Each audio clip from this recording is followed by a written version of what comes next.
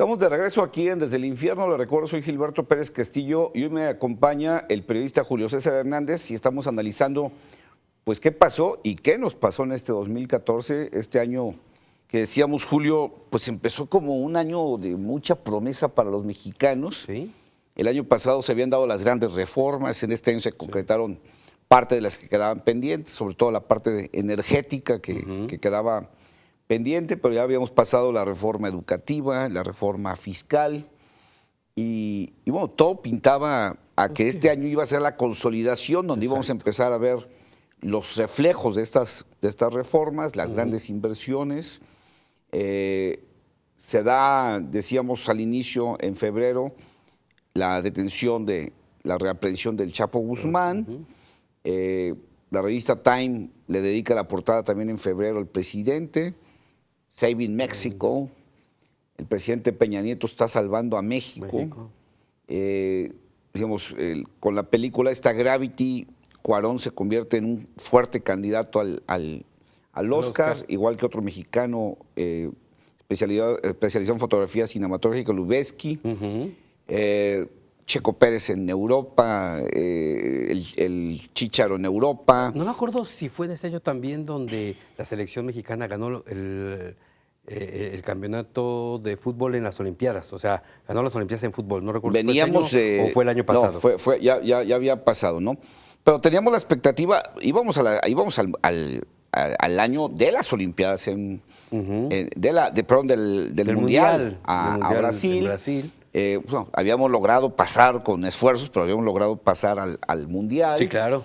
Pero digamos que había como un gran momento mexicano donde el mundo estaba volteando a vernos, estábamos preparándonos, como diría López Portillo, para administrar la abundancia. Sí.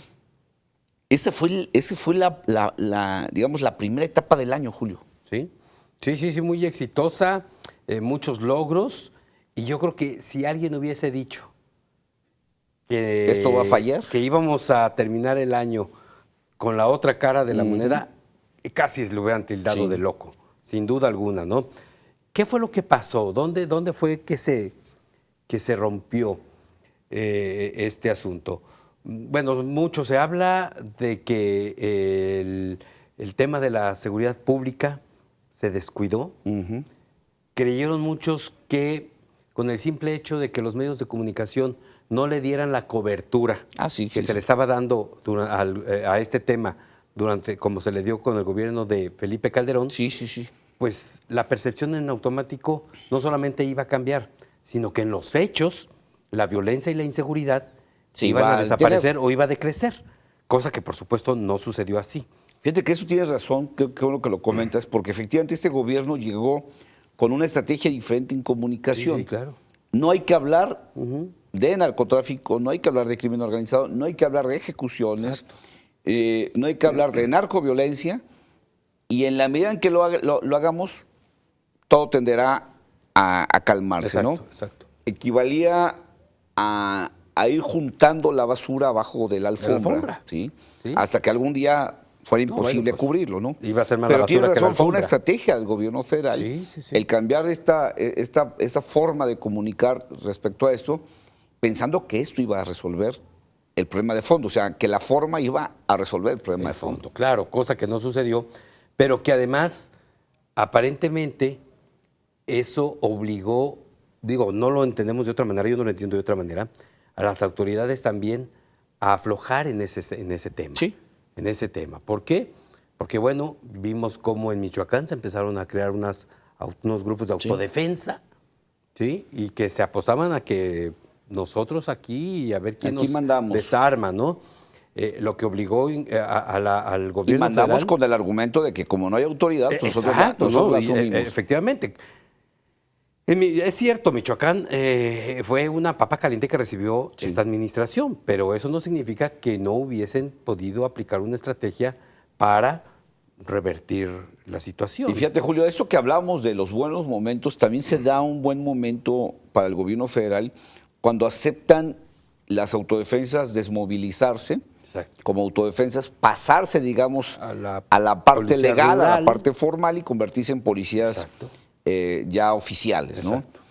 Parecía que ese era otro gran logro Sí. de este año, ¿no? Sí, sin embargo, bueno, inclusive entre que fue una parte de la descomposición política y otra, bueno, pues quizás era la única forma de empezar a resolver la situación en Michoacán, fue a prácticamente hacer a un lado al gobernador Sí. y nombrar a un comisionado, ¿sí?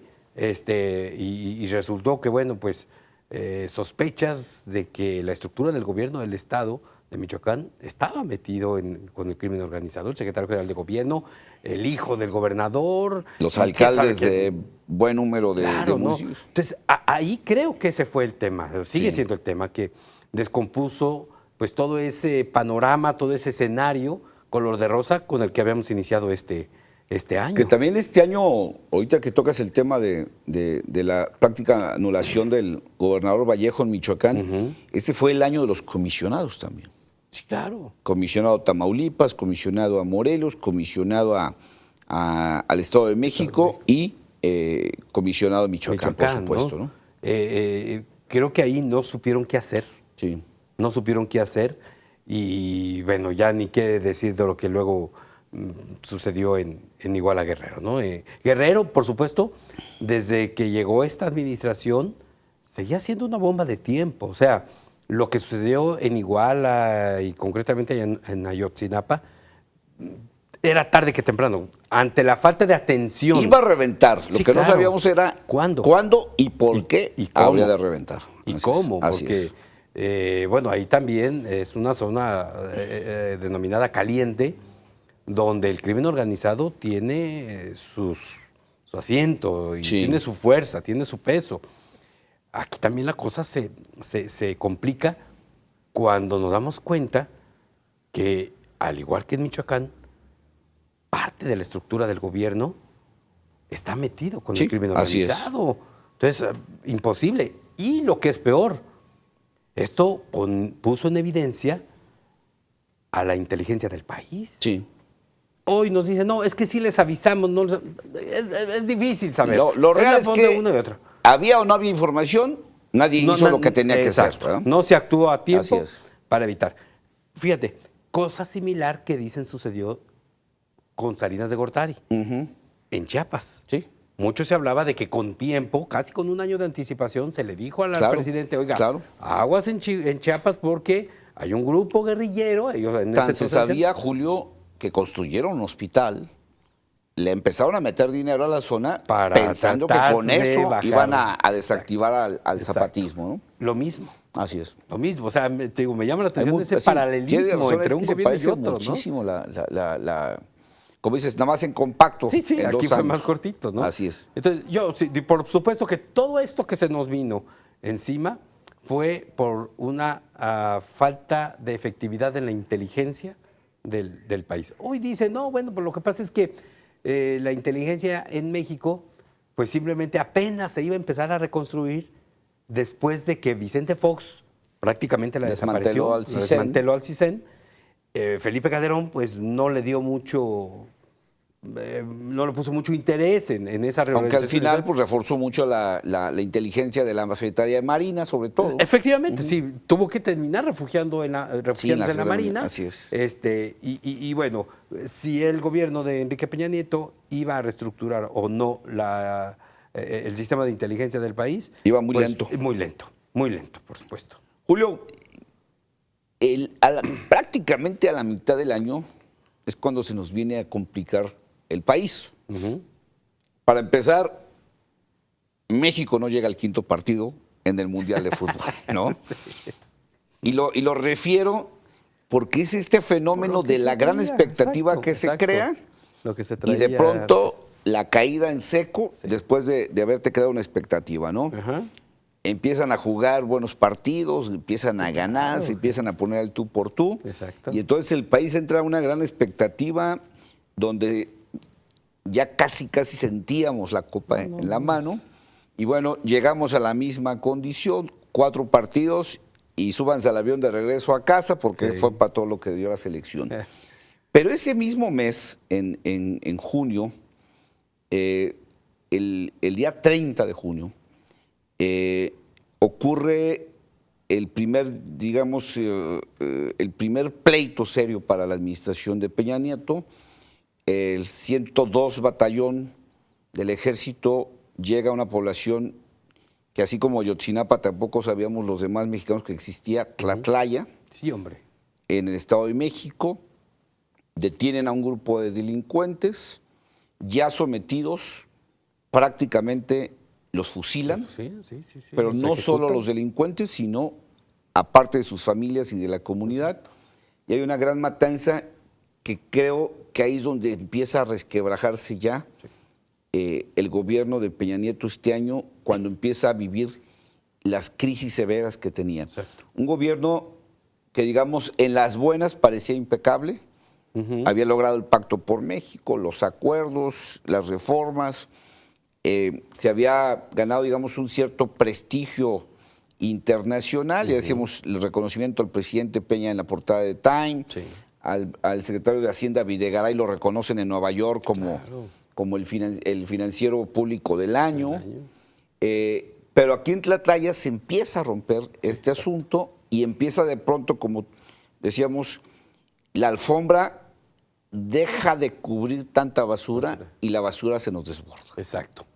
Creo que este evento de Tlatlaya los agarra pues prácticamente fuera de lugar Sí. al gobierno federal. Pero además una cosa, a los pocos días, a las pocas semanas de esto sucede lo de Iguala.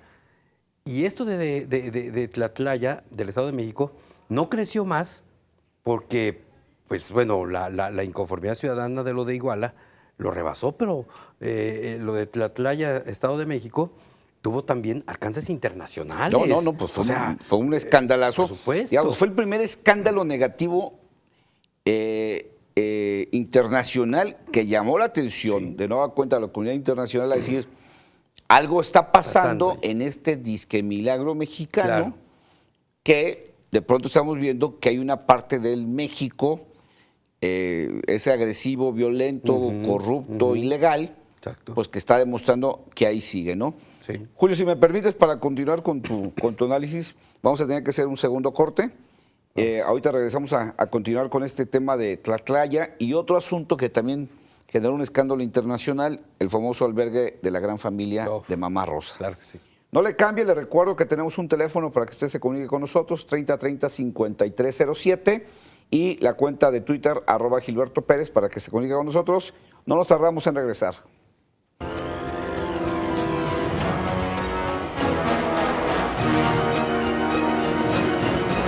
Desde el infierno.